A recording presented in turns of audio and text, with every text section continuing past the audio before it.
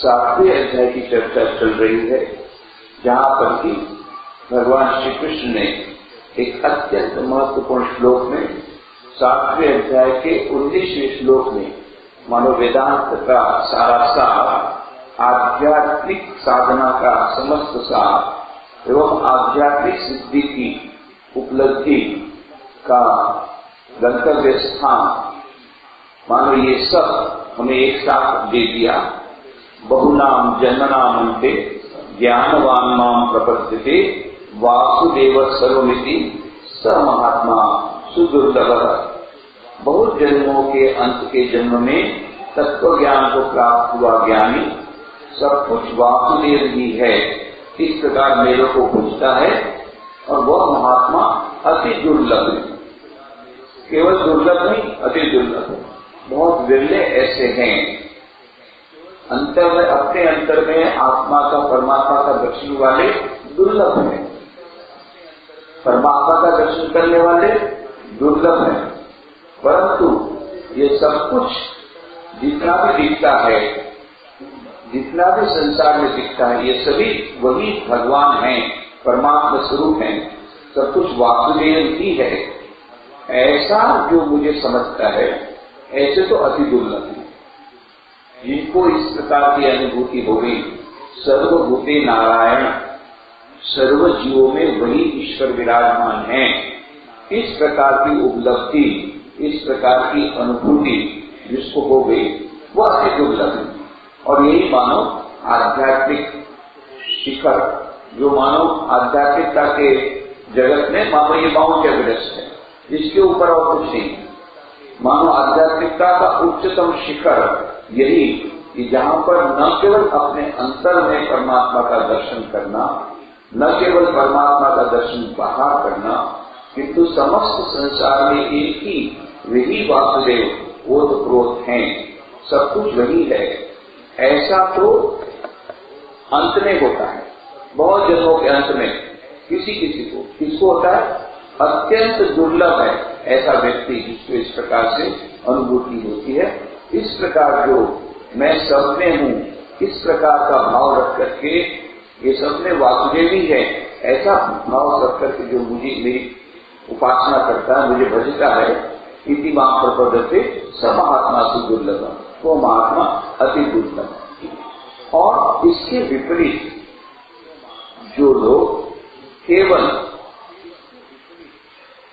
ये कुछ अपने छोटे छोटे स्वार्थ, सांसारिक सुख की कामना के लिए विभिन्न प्रकार के उपाय लेते हैं, या विभिन्न प्रकार के देवी देवताओं के प्रति जाते हैं, उनकी उपासना करते हैं, तो उनके बारे में भी ये भगवान श्री कृष्ण, यही सबसे बड़ी बात है, हिंदू धर्म की सबसे बड़ी बात है कि वहां पर किसी को नकारा नहीं जाता, किसी को नकारा नहीं जाता है, सबको कहते हैं ठीक है, the man is not traveling from error to truth, but he is traveling from a lesser truth to a higher truth, बस इतना ही।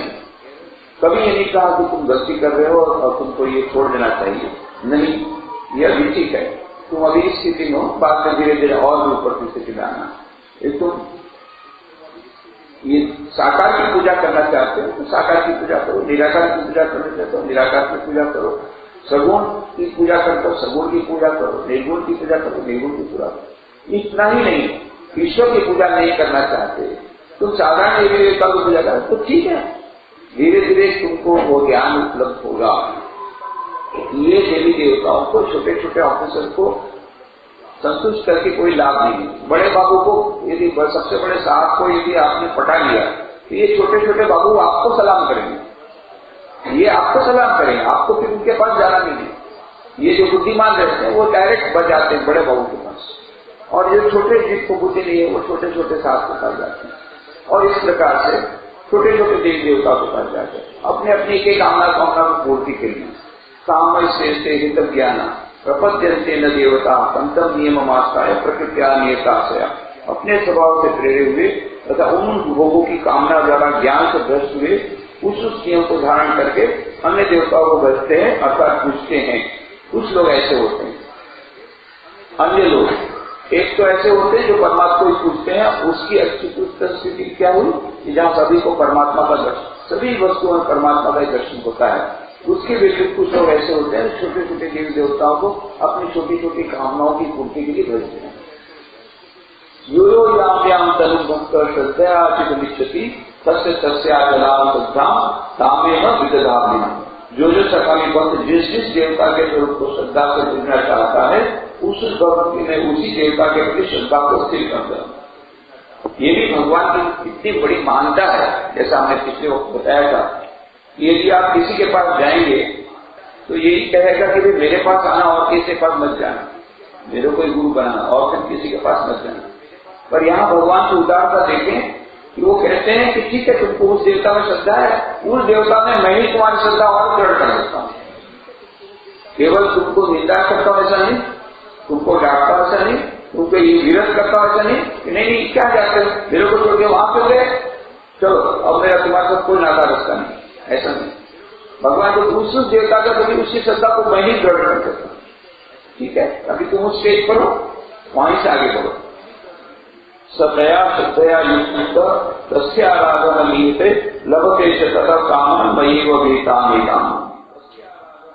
वह पुरुष उस श्रद्धा से युक्त हुआ उस देवता के पूजन की चेष्टा करता है और उस देवता से मेरे द्वारा विधान हुए उनिश्चित भोग को निस्संदेह प्राप्त होता है, अवश्य प्राप्त होता है। निस्संदेह भोगों को प्राप्त कर लेगा, पर वो भी भोग मैं ही दिला देता हूँ उस देवता के माध्यम से, क्योंकि उसको उस देवता के प्रति श्रद्धा है, उसको उस देवता के प्रति श्रद्धा को और भी अधिक निष्ठा करा देता हूँ और उसी देवता के द्वारा उस उचित भोग को मैं ही दिला देता हूँ, पर क्रेडिट मैं नहीं लेता हूँ। हम लोग तो दूसरे लोग करते उसका क्रेडिट हम लेना चाहते हैं। काम सबसे करवाया, बोले किसने किया, बोले मैंने किया। यहाँ उल्टा है, भगवान खुद क्रेडिट लेना नहीं चाहते, बोले मैं ही करवा देता हूँ, मैं उसकी श्रद्धा भी दृढ़ करा देता हूँ, वो देवता के द्वारा उसको भोग भी मैं ही दिलवा देता हूँ, परंतु फिर भी मैं अलग रहता हूँ, जिसको जिस प्रकार की श्रद्धा हो। अंतवस्तु फलम तेषाम तत्ववत्कल्प वेदसाम देवान देवयजो यान्ति मद्भक्ता यान्ति मामपि। परंतु उन अल्पबुद्धि वालों का वह फल नाशवान है तथा वे देवताओं को पूजने वाले देवताओं को प्राप्त होते हैं। मेरे भक्त चाहे जैसी भजे शेष में मेरे को ही प्राप्त होते हैं। तो जब ये बात आ गई तो कुछ लोग भक्तों को मन में लगा कि ये तो बहुत अच्छा है भाई, तो हम वो छोटे छोटे देवताओं को पूजा करें, वहां से सब फल प्राप्त कर लें, तो क्या नुकसान है, भगवान ही तो दिला देंगे हमको फल भोग, तो केवल सुख भोगों में जाएं तो उसका हरकत क्या है, भगवान ही तो दिला देंगे। तो यहां पर उसका निराकरण करते हैं। परंतु उन अल्प बुद्धि वालों का वह फल नाशवान होता है। अल्प बुद्धि इतना कहा, ये अल्प बुद्धि है। जो अधिक बुद्धिवान क्या होता है, वो भगवान को पकड़ता है। अल्प बुद्धि वाले छोटे छोटे देवताओं को पकड़ते हैं। जो ज्यादा बुद्धि वाला है वो डायरेक्टली बड़ा बाबू को पकड़ता है, छोटी बुद्धि वाले छोटे छोटे साहब को पकड़ते हैं और अलग अलग प्रकार से रिश्वत देना चाहते हैं, उनको प्रसन्न करना चाहते हैं, उनके पास से कुछ कुछ काम को निकालवाना चाहते हैं। श्री रामकृष्ण देव कहते हैं, अरे भाई बड़े बाबू से मिलो, फिर वही बता देंगे उनकी कोठे में कितना है क्या नहीं है। चौकीदार से मिलकर क्या फायदा, चौकीदार का कितना हैसियत, चौकीदार तो तुमको यहां से यहां तक प्रवेश करा दिया, बस उतना ही। पर यदि बड़े बाबू से एक बार मुलाकात हो जाए, फिर तो वो उनका बड़े बाबू तो कोठी, उनका गेस्ट हाउस, सब उनका बगीचा, कहीं भी प्रवेश कर सकते हो, अंतराल तक प्रवेश कर सकते हो यदि बड़े बाबू से तुम्हारी बात होगी। तो यही कहते हैं कि यदि हम केवल छोटे देवताओं को ही पूजें तो हानि क्या है, हानि यही है, उन तो वो अल्पबुद्धि वाले, उन अल्पबुद्धि वालों का वह फल नाशवान है। बस यही बात है, कोई बात की हरकत नहीं। कोई लोग बोलते क्यों भाई, हमको सांसारिक वस्तुओं के लिए हम यदि भगवान से प्रार्थना करते, देवी देवताओं के पास जाते हैं, छोटे छोटे देवी देवता के पास, तो आपको क्या तकलीफ क्या है, मुझे कोई तकलीफ नहीं, कोई तकलीफ नहीं करो। परंतु आज आपने किसी देवता के पास जाकर के बोल दिया भाई मुझे मोटर गाड़ी दीजिए, मोटर गाड़ी भी मिल गई, उसके बाद पेट्रोल का भाव बढ़ गया, पैसा नहीं है तो पेट्रोल का पैसा दीजिए, वो मिल गया। उसके बाद भाई ड्राइवर का सैलरी बढ़ गया, ड्राइवर नहीं मिल रहा है तो बोले ड्राइवर दिला दीजिए, तो ड्राइवर भी मिल गया। पेट्रोल भी आ गया, मोटर गाड़ी भी तैयार है, अभी उसके बाद पार्किंग का स्पेस नहीं। यहाँ तो हमारे भारत में पार्किंग का नहीं, वहां अमेरिका में गए थे, हमारे भोगी भाई साथ में गए थे, सबसे ज्यादा प्रॉब्लम वहां पार्किंग कहाँ करेंगे गाड़ी, तो पार्किंग का प्रॉब्लम है। तो पार्किंग के लिए प्रीपेड पार्किंग में भी तो उसमें कभी कभी जगह नहीं होता है, उसके कारण हमारा पूरा शिकागो का आश्रम ही हमको छोड़ देना पड़ा। वहां पार्किंग की जगह नहीं थी, लोग बोलते थे पार्किंग की जगह नहीं थी, इसलिए दूसरी जगह ले ली गई उसको बेच करके, बहुत नुकसान हुआ उसमें, जो भी होगा। अब पार्किंग की समस्या, तो ये रोज आप एक एक देवी देवता को पकड़े, एक एक पूजा, एक समस्या दूर हुई तो दूसरी समस्या दूर तो तीसरी समस्या हुई, वो समस्याओं का ताका बंधा रहेगा। क्यों? क्योंकि ये जितने फल हैं वो नाशवान है, टेम्पररी है। बाद में 5 साल बाद देखा वो गाड़ी भी पुरानी हो गई, नए मॉडल की गाड़ी आई, फिर से प्रार्थना करो भगवान अभी नए मॉडल की गाड़ी दो, तो कुछ न कुछ बना ही रहेगा आपका, वो नाशवान है फल। तो अल्पबुद्धि वाले ये नाशवान फल के प्रति जाते हैं, उन अल्पबुद्धि वालों का वो फल नाशवान है तथा वे देवताओं को पूजने वाले। और दूसरी बात है, सबसे बड़ी बात है, केवल ये नाशवान है इससे कोई समस्या नहीं है, चलो फल नाशवान है तो दूसरा मांग लिया, तीसरा तीसरा मांग लिया। सबसे बड़ी समस्या क्या है, ये देवताओं को पूजने वाले देवताओं को प्राप्त होते हैं, और मद भक्त का मेरे भक्त चाहे जैसे ही भजे शेष में वे मेरे को ही प्राप्त होते हैं, इतना अंतर है। अब किसको चाहते हैं, भगवान को प्राप्त करना चाहते हैं या छोटे देवी देवताओं को प्राप्त करना चाहते हैं? यदि छोटे देवी देवताओं को प्राप्त करना चाहते हैं उनकी उपासना करो, वो तुमको इच्छित फल भी दे देंगे, पर याद रखना वो फल नाशवान होगा, एक। नंबर 2, अंत में उसी देवी देवताओं के पास जाएंगे, भगवान के पास नहीं जा सकेंगे। यदि भगवान के पास जाना है और यदि हमें ऐसा फल चाहिए जो नाशवान न हो, तो हमें भगवान के पास भगवान की उपासना करनी होगी। अव्यक्तम व्यक्तिमापन्नम मन्यन्ते माम बुद्धयः परम भाव मजानन्तो मम अव्ययम अनुत्तमम। अबुद्धय बुद्धिहीन पुरुष मेरे अनुत्तम अर्थात जिसको उत्तम ऐसे अविनाशी परम भाव को, अर्थात अजन्मा अविनाशी हुआ भी अपनी माया से प्रकट ऐसे प्रभाव को तत्व से न जानते हुए मन इंद्रियों से परे मुझ सच्चिदानंद परमात्मा को मनुष्य की भांति जन्म कर जानकर व्यक्ति भाव को प्राप्त हुआ मानते हैं। तो फिर क्यों इस प्रकार से दूसरे लोग जब जानते हैं कि नाशवान है फल और उससे केवल देवी देवताओं को प्राप्त होंगे, और यहाँ पर भगवान की यदि उपासना करेंगे तो भगवान को प्राप्त करेंगे, अनंत सुख, अनंत ज्ञान, अनंत आनंद मिलेगा उस अजन्मा उस ईश्वर के, तो क्यों लोग ये भगवान को छोड़कर के देवी देवता के प्रति जाते हैं? उसका एक्सप्लेनेशन देते हैं, उसका कारण बताते हैं, क्योंकि वे बुद्धिहीन है। पहले का अल्प बुद्धि वाले, अभी और आगे बढ़ के कहा बुद्धि ही नहीं है, एकदम बुद्धिहीन पुरुष मेरे उस उत्तम कुछ नहीं है अविनाशी परम तत्व को न, उसके प्रभाव को न जानने के कारण वे मुझको व्यक्ति भाव को प्राप्त हुआ मानते हैं। समझते हैं ये तो सारथी है, अर्जुन के सारथी, अपना ही ठिकाना नहीं है, और हमको क्या बताएंगे। उस प्रकार से वो माया के प्रभाव से वो ईश्वर के प्रभाव को नहीं जानते, और इसलिए वो ईश्वर के पास समर्पित नहीं होते, विशेष करके ईश्वर के अवतार स्वरूप उस परमात्मा के प्रति वे वहां पर समर्पित नहीं होते। नाम प्रकाश सर्वस्य योग माया समावृत मूढ़ोयम ना भी जानाति लोको माम अजमव्ययम। अपनी योग माया से छिपा हुआ मैं सबके प्रत्यक्ष नहीं होता हूँ, इसलिए यह अज्ञानी मनुष्य मुझ जन्म रहित अविनाशी परमात्मा को तत्व से नहीं जानता है।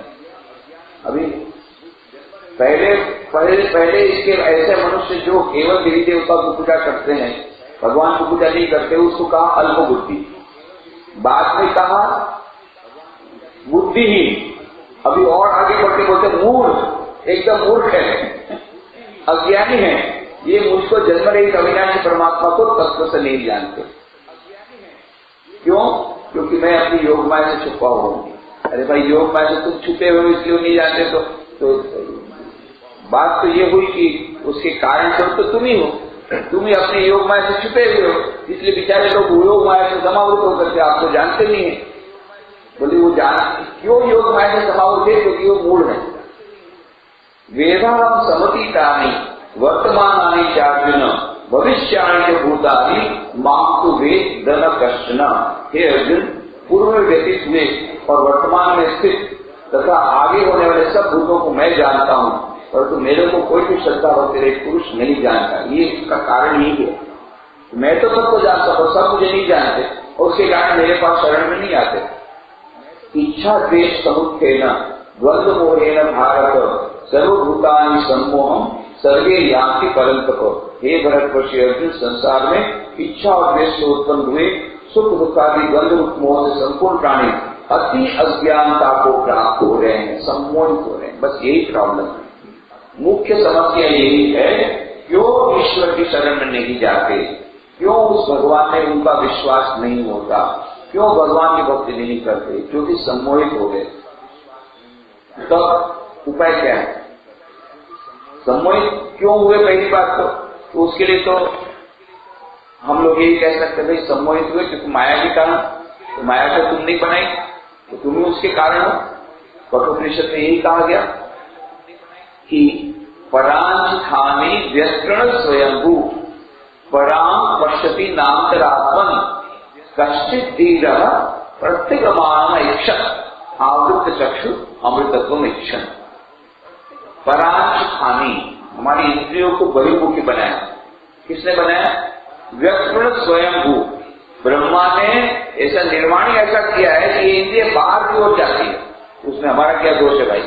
सभी और अच्छी अच्छी वस्तु खाना चाहते हैं, अच्छी वस्तु को देखना चाहते हैं, अच्छी वस्तु को सुनना चाहते हैं, उसमें उनका क्या दोष है? अधिकांश लोग परांच, ये इसी ब्रह्मा ने बनाया इसलिए, माया में रखने के लिए उन्होंने ऐसे ही बनाया, सब माया में ही रहे। तो क्या किया? परांचिखानी व्यस्तन स्वयंभू पराम पश्यति न अंतरात्मा, बाहर की ओर दौड़ती है, अंतरात्मा की ओर नहीं। परंतु कश्चित् धीरा, किसी एक धीर व्यक्ति ने क्या किया? प्रत्यगमानम् ऐक्षत, उस अपने भीतर के आत्मा का दर्शन करने के लिए आवृत्त चक्षु, आंखों को बंद किया, अमृतत्व में इच्छन, अमृतत्व की इच्छा से, और उस परमात्मा के दर्शन के लिए उसने क्या किया? अपनी आंखों को बंद किया, ध्यान में गया। ध्यान में जाने की प्रक्रिया है वो मानो विड्रॉल की प्रक्रिया है। वो मानो संसार में जो हमारा मन इंद्रिया भटक रही है उसको वापस लौटा करके अपने उस परम चैतन्य तत्व के भीतर ले जाने की चेष्टा है। तो यह चेष्टा सभी लोग नहीं करते। कौन कौन नहीं करते? जो बुद्धिहीन है, जो मूर्ख है, अल्प बुद्धि वाले हैं, वे लोग केवल इसी में कहते हैं खाओ पियो मौज करो। ये संसार में जो दिखता है, ये जो भोग है, उस भोगों को भोग लो, उसके सिवा दुनिया में कुछ नहीं। ये परम चैतन्य तत्व को देख नहीं पाते हैं, इसलिए ईश्वर बोले ईश्वर को हम विश्वास भी नहीं करते। किसने देखा है ईश्वर भाई? किसने देखा है? बस खाओ पियो मौज करो, जो सामने दिख रहा है उसकी मौज करो। ठीक है, पर ये जो फल है, ये तुम्हारे जो भोग है, वो तो क्षणभंगुर है, आज है कल नहीं है। ये मोटर गाड़ी आज है कल नहीं है, ये खाना 2 दिन बाद नहीं रहेगा। ठीक है, जितना उतना ही भोग कर दो, मालूम है बाद में दुख मिलने ही वाला है। तो जब तक दुख मिल रहा है उसके पहले भोग लो, क्योंकि उनके पास दूसरा चारा ही नहीं है। वो यही समझते हैं कि ईश्वर नाम की कोई अस्तित्व नहीं है, ईश्वर को कोई अस्तित्व नहीं है। तो जो है सो है, जो उसको नियम को पालन कर लो, जब तक मरते हो, मरना तो पड़ेगा ही, मरने के बाद इतना भोग होगा भोग, क्योंकि मरने के बाद किसने क्या देखा। यह मानो ये जो भौतिकवादी हैं उनका ऐसा तर्क है, जो मटेरियलिस्ट लोग हैं उनका ऐसा तर्क है। पर ये मटेरियलिस्ट लोगों में 2 प्रकार के रहते हैं। हम लोग क्या सोचते हैं, बहुत लोग धार्मिक है, ये बिल्कुल गलत धारणा है हमारी, एकदम गलत धारणा है। संसार में 1% लोग भी धार्मिक नहीं है सच्चे अर्थ में। धर्म का अर्थ होता है जो कोई भी अध्यात्म से जोड़ लें, कि जो ईश्वर की प्राप्ति करना चाहते हैं उसको जो धार्मिक बोले। सच्चा धर्म तो वही है जो ईश्वर की प्राप्ति करा दे, सच्चा अध्यात्म वही है जो हमको आत्मा का दर्शन करा दे। ऐसे कितने लोग चाहते हैं। इसी अध्याय में प्रारंभ में कहा गया, मनुष्याणाम सहस्रेषु कश्चित् यतति सिद्धये यततामपि सिद्धानाम कश्चिन्माम व्यक्ति तत्व। हजारों में एकाध मनुष्य ही उस भगवान को प्राप्त करने की चेष्टा करते हैं। उसी समय का इक्वेशन हजारों में था, आज तो करोड़ों में एक होगा। अब तो डिग्रेडेशन हो गया। तो अभी तो करोड़ों में से एकाध व्यक्ति ही भगवान को चाहते हैं, बाकी सब भगवान से चाहते हैं, भगवान को नहीं चाहते। और भगवान ये कहते हैं कि जो भगवान से चाहते हैं उनको भी भगवान मिल जाते हैं। पर कुछ तो ऐसे हैं जो न भगवान को चाहते हैं, भगवान से चाहते हैं, वो तो केवल सुख भोगों को ही चाहते हैं और सुख भोगों की प्राप्ति के लिए विभिन्न देवी देवताओं का उपयोग करना चाहते हैं। बस उनका ध्येय भगवान प्राप्ति नहीं है। तो कितनी कैटेगरी हो गई? एक जो केवल भगवान को चाहते हैं, एक वो कैसे हैं भगवान को चाहते हैं और भगवान से भी चाहते हैं। बोले भाई भगवान, अरे भाई संसार में है तो थोड़ा सा हमको दुख पड़ेगा तो तुम्ही को तो बुलाएंगे ना। अरे बाप को भी याद करेगा बेटा, ये भी दुख पड़ेगा तो तू थोड़ा हमको सहायता भी कर। तो भगवान बड़े दयालु है, ठीक है चलो तेरे संसार की भी मैं सहायता करता हूँ। इसीलिए क्या कहा, 4 प्रकार के भक्त बनाए। आपको जिज्ञासु अर्थार्थी ज्ञानी च भर्तृषभ। आर्थ दुखी कोई विपत्ति आ गई, हे भगवान बचाओ। जिज्ञासु भगवान की प्राप्त करने की इच्छा। फिर अर्थार्थी, अर्थात मतलब केवल पैसा चाहता है, कुछ भी चाहता, मतलब ही कुछ मतलब से आता भगवान के लिए। और ज्ञानी, जिसको ज्ञान हो गया है कि भगवान के अलावा कुछ नहीं, वासुदेव सर्वमिति समात्मा सुदुर्लभ, ऐसी स्थिति आ गई। ऐसे चारों में ज्ञानी सबसे अच्छा लगता है, भगवान ने कह दिया। पर बाकी 3 भक्तों को भी वो प्यार करते हैं इनमें। और ये जो अल्प बुद्धि जिनको कहा भगवान श्री कृष्ण ने अभी, ये दोनों में अंतर है। क्या अंतर है? ये जो भगवान के सच्चे भक्त हैं वे भगवान से चाहते हैं, साथ साथ में कुछ तो ऐसे हैं जो केवल निष्काम भक्ति चाहते हैं। गिरीश घोष ने कहा भगवान रामचंद्र को कि आप मुझे निष्काम भक्ति दीजिए। बोले वो तो बड़ी दूर की बात। मां शारदा देवी ने कहा, उनको किसी ने कहा कि मुझे ऐसा निष्काम भक्ति दीजिए। तो निष्काम भक्ति किसको प्राप्त होती है? नरेंद्र को प्राप्त हुई थी, सबको क्या प्राप्त होती है? निष्काम भक्ति, संपूर्ण निष्काम भक्ति। जहां पर लोग भूखे मर रहे हैं, उनके परिवार के लोग भूखे मर रहे हैं, वहां पर भी मां काली को ये नहीं बोल सके मां मेरी आर्थिक स्थिति दूर कर, मां मुझे भक्ति दे, बस मुझे और कुछ नहीं चाहिए। भक्ति दे, ज्ञान दे, विवेक दे, वैराग्य दे। तो कितने उच्च कोटि के भक्त थे वो स्वामी विवेकानंद। तो ऐसे तो बहुत बिरले होते हैं, परंतु उससे भी नीचे ऐसे होते हैं जो अर्थार्थी हैं, वे भी भगवान के भक्त हैं। वे भगवान को चाहते हैं, साथ साथ में भगवान से भी चाहते हैं कि भाई विपत्ति आई तो भगवान थोड़ा मदद करो। भाई अभी ये क्या होगा, इसके बिना हो गया तो भगवान हमारा बेड़ा पार करो। भगवान बेड़ा पार भी करते हैं।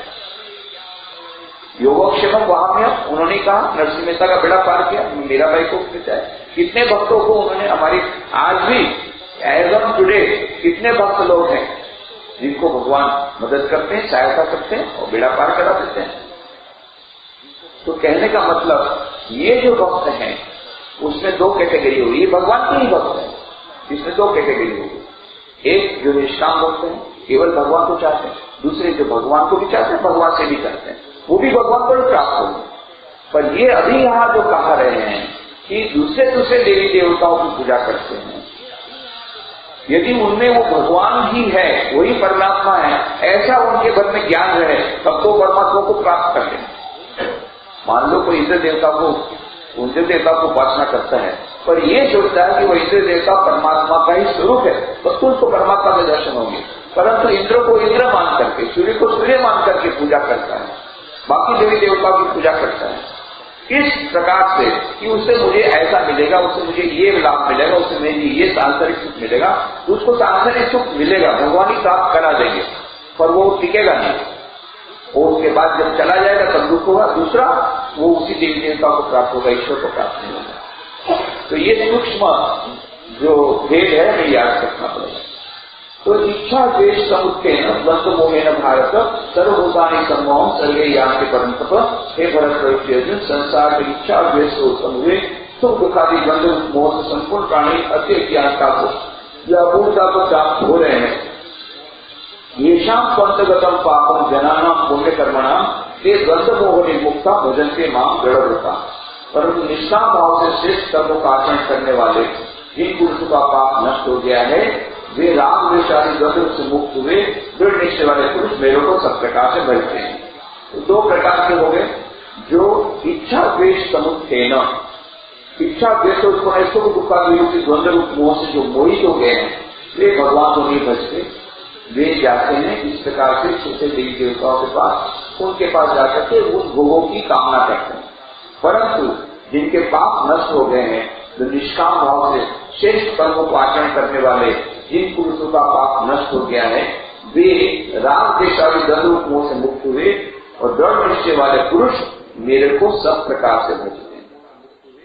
तो यह क्यों भजते हैं भगवान को, क्यों नहीं भजते हैं भगवान को, दोनों भगवान ने बात बता दी और उसके पीछे का कारण भी बता दिया। जरा मरण मोक्षाय मामाश्रित यतन्ति ये ब्रह्म तद्विदु कृष्णम अध्यात्मम कर्म चाखिलम। जो मेरे शरण होकर ये माम आश्रित्य, जो मेरे शरण होकर जरा मरण मोक्षाय, जरा मरण से छूटने के लिए धर्म की यत्न करते हैं, ते वे सत ब्रह्म, उस ब्रह्म को च तथा कृष्णम संपूर्ण अध्यात्म को और अखिलम कर्म को जानते हैं। तो उपाय क्या है? यह जो द्वंद्व राग द्वेष से हम लोग आकलित होकर के जाते हैं छोटे देवी देवताओं के पास, फिर उसी छोटी देवताओं को प्राप्त होते हैं और हमको वो भोग भी नष्ट हो जाते हैं, हमारा पूरा जीवन भी नष्ट हो जाता है, हमारा भविष्य भी नष्ट होता है। उपाय क्या है? एक ही उपाय है, भगवान की शरण ले लें। पहले भी कहा है कि ये जो मेरी माया है अत्यंत दुष्कर है, परंतु मामे वही प्रपद्यन्ते माया में काम करती। यह मेरी माया अत्यंत दुर्लभ है, परंतु अत्यंत दुष्कर है करने, परंतु जो मेरी शरण में आते हैं उनका मैं उस माया से उद्धार करता हूँ। बस यही एक मार्ग है। बारंबार भगवत गीता में यही मार्ग बताएंगे कि जरा मरण मोक्षाय मां आश्रित्य यतन्ति, जो मेरे शरण हो जाते हैं, मेरे आश्रित हो जाते हैं। क्यों आश्रित होते हैं? जरा मरण से छूटने के लिए, क्योंकि उनको पता है कि ये जो युवावस्था टिकने वाली नहीं है, एक दिन वृद्धावस्था आएगी और जब वृद्धावस्था आएगी तो सभी प्रकार के रोग आएंगे, सभी प्रकार की बहुत प्रकार की दुर्बलताएं आएंगी, बहुत प्रकार की हमारी कटिबद्धताएं आएंगी, यह एक प्रकार की समस्याएं आएगी। इतना ही नहीं, उसके बाद फिर मृत्यु आएगी। और इस जरा मरण मोक्षाय, इस जरा मरण से मुक्ति प्राप्त करने के लिए वे फिर इससे ये देवी देवता आपको सहायता नहीं कर पाएंगे। वो आपको भोग दे सकते हैं, मोटर गाड़ी दे सकते हैं, पैसा दे सकते हैं। जरा मरण मोक्षाय, यदि इनसे बचना है और अनंत सुख, अनंत ज्ञान, अनंत आनंद चाहिए तो परमात्मा के शरणागत होना पड़ेगा। जो मेरे शरण होकर जरा मरण से छूटने के लिए यत्न करते हैं, वे उस ब्रह्म को भी जानते हैं, संपूर्ण अध्यात्म को भी जानते हैं और अखिलम कर्म, सब कर्म को भी जानते हैं जो मेरी शरण में आते हैं। साधि भूतादि दैवम माम साधि यज्ञम चाहिए विदुः प्रयाण काले पीच माम ते विदुर युक्त चेतसः। साधि भूतादि दैवम, ये साधि भूतादि दैवम, जो पुरुष अधिभूत और अधिदेव के सहित स अधिभूत अधिदैव, अधिभूत और अधिदेव के सहित तथा साधि यज्ञम, अधियज्ञ के सहित स अधियज्ञम मां, मेरे को विदु जानते हैं, ते वे युक्त चेतस, युक्त चित्त वाले पुरुष प्रयाण काले, अंत काल में अपनी ही मां, मुझको च ही विदु जानते हैं, अर्थात प्राप्त होते हैं। कितनी बड़ी आश्वासन की वाणी है। कई लोग को मन में चिंता होती है, मर के क्या होगा, यदि हम मर जाएंगे तो क्या होगा, मृत्यु का बहुत डर सताता है। तो इसके लिए अभय वाणी है। श्री भगवान श्री कृष्ण कहते हैं कि जो व्यक्ति मेरे शरण में जाते हैं उनको क्या होता है? मेरे शरण में जाने से उनको ब्रह्म का ज्ञान होता है, अध्यात्म का ज्ञान होता है और अखिलम कर्म का ज्ञान होता है। ये जो तीन वस्तु हैं, अधिभूत, अधिदैव और अधियज्ञ के सहित जो मेरे को जानते हैं, ब्रह्म को जानते हैं, साथ साथ में और 3 वस्तुएं जानते हैं, अधिभूत, अधिदैव, अधियज्ञ। इस प्रकार से जो युक्त चेतसः, युक्त चित्त वाले पुरुष जो है, प्रयाण काले, अंत काल में मुझको ही विदुः जानते अर्थात प्राप्त होते हैं। तो ये कितनी बड़ी आश्वासन की वाणी है कि मृत्यु का हमें डर नहीं रखना चाहिए। जो सच्चे भक्त हैं मृत्यु का डर नहीं रखते, क्योंकि उनको मालूम है कि अंत में भगवान की प्राप्ति होगी, भगवान आएंगे हमारे पास। क्यों?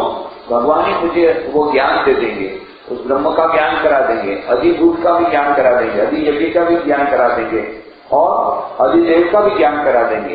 अधिदेव, अधियज्ञ, अधिभूत, ये तीनों सहित परमात्मा का ज्ञान उस भक्त को मिलेगा जो भक्त ईश्वर के शरणागत हो जाएगा। शरण लेने से ये सब होगा और फिर क्या होगा? मरने के बाद वह उस परमात्मा को प्राप्त होगा। अंत काल में, प्रयाण काले, जब उस शांत होने वाला होगा, उस समय उस भक्त को मैं ये तीनों प्रकार का सहित वाला ज्ञान दे दूंगा और जब ये ज्ञान उनको मिलेगा वो मुझे प्राप्त हो जाएंगे, अर्थात मेरे में ही आ जाएंगे, तो उनकी फिर मुक्ति हो जाएगी। यह मनोभय वाणी भगवान श्री कृष्ण देते हैं। अभी ये जो 3 वस्तुएं के अधिभूत, अधिदेव, अधियज्ञ, ये 3 शब्द हैं। तो हमारे मन में प्रश्न होता है ये क्या है? तो आपने इतना सब कुछ ठीक चल रहा था, अभी ये बड़े बड़े ऐसे बड़े बड़े शब्द लगा दिए, ये सब समझ नहीं आता है। ये अधिभूत, अधिदेव, अधियज्ञ, ये सब क्या डाल दिया? अभी तक तो ठीक चल रहा था, इतने ऐसे कठिन शब्द डाल दिए। तो हमारी अवस्था अर्जुन के समान है। तो अर्जुन को भी यही लगा कि भगवान अभी तक तो आपका कॉमेडी ठीक चल रहा था, अभी ये क्या डाल दिया, बहुत कंफ्यूजिंग है। तो ये क्या है शब्द? इसलिए जो 8वां अध्याय शुरू होता है अर्जुन उवाच, ये क्या है भाई? किम तद्ब्रह्म किमध्यात्म किम कर्म पुरुषोत्तम अधिभूतम चम किम प्रोक्तम अधिदेव, ये क्या सब बोल रहे हैं? अधियज्ञ, ये सब क्या है? यहां से शुरुआत होती। 8वां अध्याय प्रारंभ होता है अर्जुन के प्रश्न से, क्योंकि भगवान ने ऐसा एक तीर छोड़ दिया, अर्जुन उसको संभाल लेता है। ये तो समझ में नहीं आया, ये जो बाउंसर हमारे सिर पर से चला गया, पूरा इतना लंबा बाउंसर सिर पर से बॉल चला गया, तो समझ में नहीं आया। तब अर्जुन इसी प्रश्न से शुरुआत करते हैं।